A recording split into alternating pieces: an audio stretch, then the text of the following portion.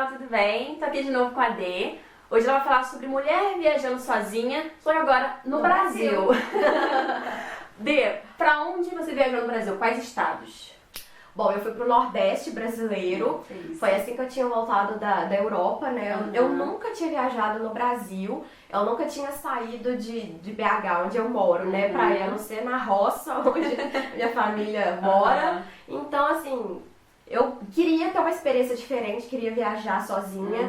Então aí você já foi realmente querendo sozinha? Querendo sozinha, já tava focado, já foi premeditado, né? Digamos assim. Foi depois mesmo do mochilão da Europa? Isso.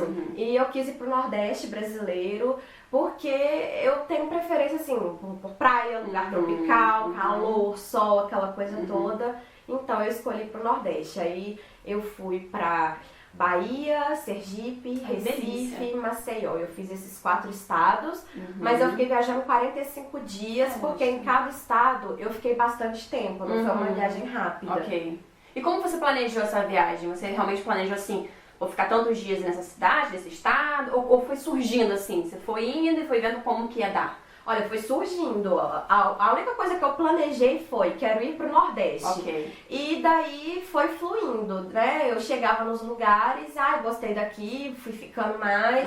Aí, agora tá na hora de ir embora. Ia pro outro canto. Eu não tinha data pra ir embora, né? Eu tava em casa, eu não tava trabalhando, né?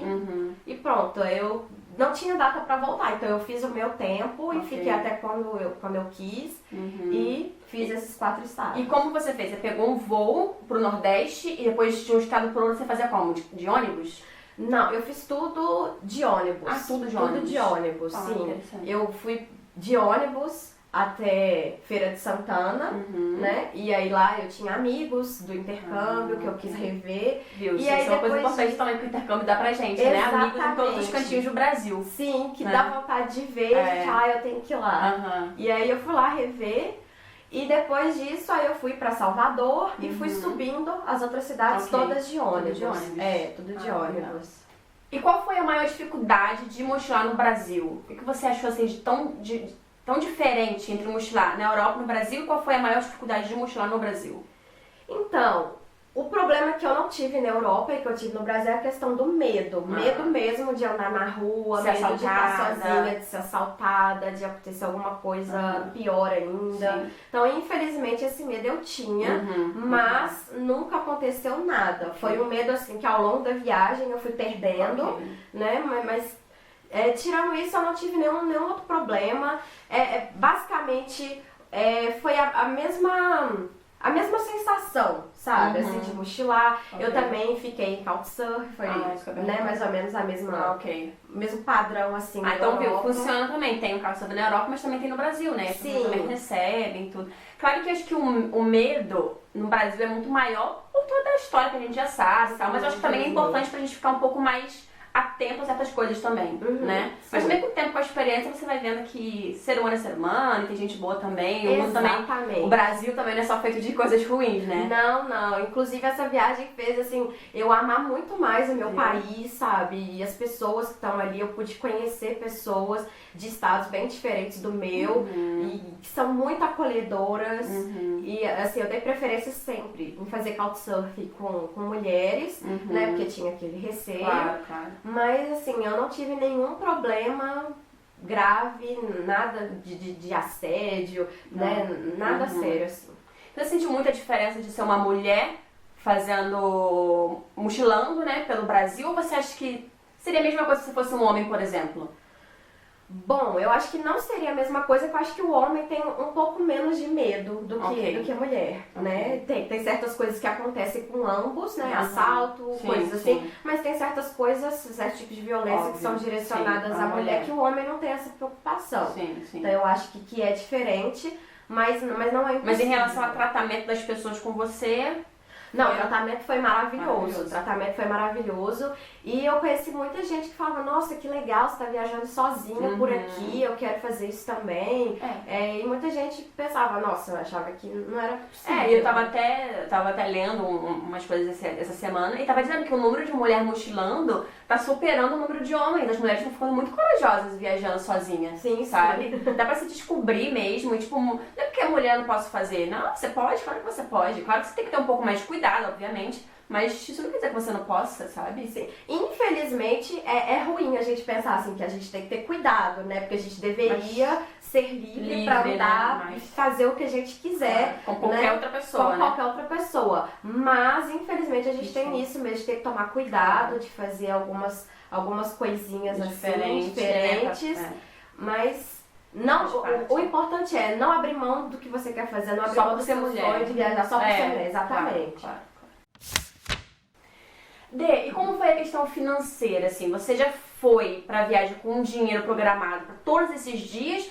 Ou, por exemplo, você trabalhava? Porque também hoje em dia tem muita coisa de você, por exemplo, em hostels. Tem muitos hostels que você pode trabalhar em troca de hospedagem, por exemplo. Ou tem gente que de repente faz certas coisas, certos artesanatos e vende também para poder ajudar a sustentar a viagem. Você, como que foi o seu caso? Como que você conseguiu o dinheiro e se manteve todo esse tempo de viagem lá no Brasil? Então, eu tinha umas economias, mas tipo, era pouco. Eu saí de casa com R$1.000 para poder viajar e eu sabia que como eu não tinha previsão de retorno para casa, uma hora o dinheiro podia acabar. Uma hora o dinheiro podia acabar, podia acontecer algum imprevisto. Então, a saída que eu tive foi os meus queridos pães de queijo. Aí de novo, olha, na Europa ou no Brasil. E aí eu fazia pão de queijo e saía vendendo nas ruas. E assim, também foi uma experiência muito boa, era bem interessante, porque o pessoal lá no Nordeste falava, aqui nunca tem pão de queijo igual o que tem lá em Minas Gerais. Aí a minha propaganda era, né, pão de queijo original, feito por uma mineira. No primeiro dia que eu fui vender, eu já consegui vender tudo na rua da casa, onde eu tava hospedada de couchsurfing. E depois eu continuava assim, vendendo ali no bairro, já tinha gente que esperava já o horário, olha, cadê a menina do pão de queijo? Olha, viu? Ficou conhecida. Sim. Porque tem muita gente que pensa que viajar é muito dinheiro, não tem dinheiro, não tem condições. Gente, realmente, se você tem um sonho, você dá um jeito. A Bê, ela fez pão de queijo, vendeu e continua viajando. Sim, sabe? sim. Você consegue viajar em low cost, tipo, ficando hospedado em couchsurfing, às vezes pegando carona. Claro que no Brasil, no caso de pegar carona, obviamente você tem que ter um pouco mais de cuidado do que é na Europa, mas enfim, tem possibilidades. E também ver o que você pode oferecer, o que você pode fazer pra poder ganhar algum dinheiro pra ajudar na viagem, né? Sim, sim. No caso dela, ela é mineira, sabia fazer pão de queijo, foi vender pão de queijo. De E repente fazia chup-chup também. Como vocês falam chup-chup no Rio de Janeiro? Geladinho. Sacolé, geladinho. Tem vários nomes no Brasil inteiro. Eu fazia uns chup-chups alcoólicos.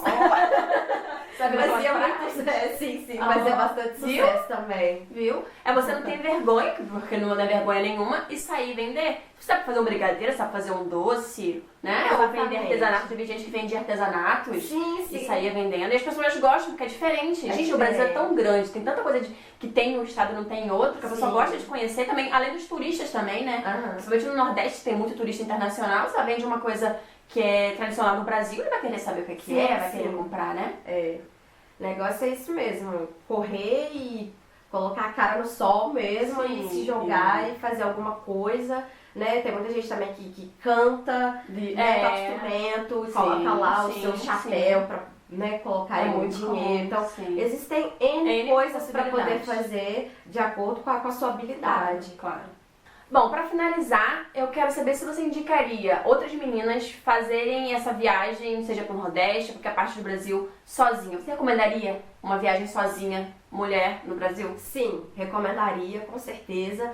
Eu acho que a gente tem que tomar um cuidado, que nós falamos, a gente não deve ter medo de arriscar. E a gente sempre procurar as pessoas certas, né? Como eu falei, tem o Couchsurfing, a gente tem um grupo muito forte de mulheres que se apoiam para poder viajar. Então, assim, é um movimento assim muito bacana. No Facebook também tem muitos grupos de mulheres que viajam e se ajudam, dão dicas e recomendações. Isso é muito bom. Então eu recomendaria sim, muitas vezes assim, muitas mulheres têm dificuldade de sair do país, né? É mais caro, tem a questão de ter o passaporte primeiro. Então começa aos poucos, né? Não precisa assim sair de Belo Horizonte para ir lá pro Nordeste, que é longe. De repente no estadozinho do seu estado do lado. Ou se você mora em São Paulo, sai e vai para Ubatuba, ali, litoral.